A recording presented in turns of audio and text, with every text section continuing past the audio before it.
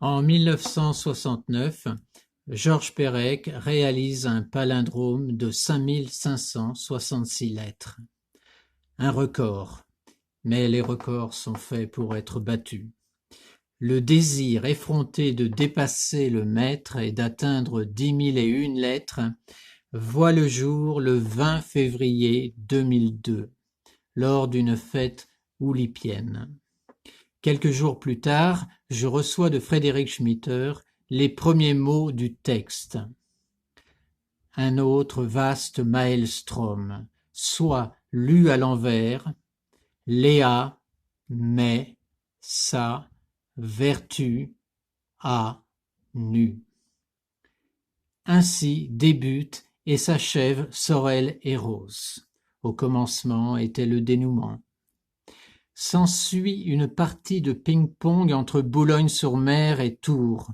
Fred et moi, nous progressons lentement vers le centre du palindrome.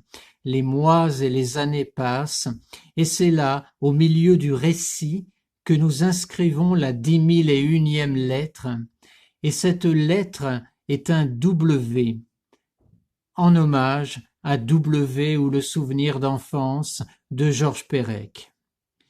C'est alors que Frédéric et moi faisons une découverte sensationnelle. Il s'agit d'un portrait en pied d'Agnès Sorel, attribué à l'école François Clouet.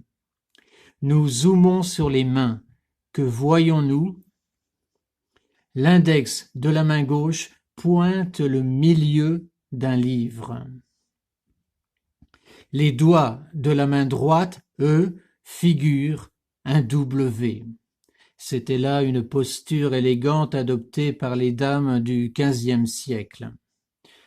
Un tableau providentiel, dont les détails jalonnent le texte. Sorel et Rose est un livre qui peut s'ouvrir indifféremment par le début ou par la fin. Je dirais qu'il a ce parfum des ouvrages considérés jadis comme hérétique et diabolique. Il semble l'œuvre de quelques moines facétieux du Moyen Âge.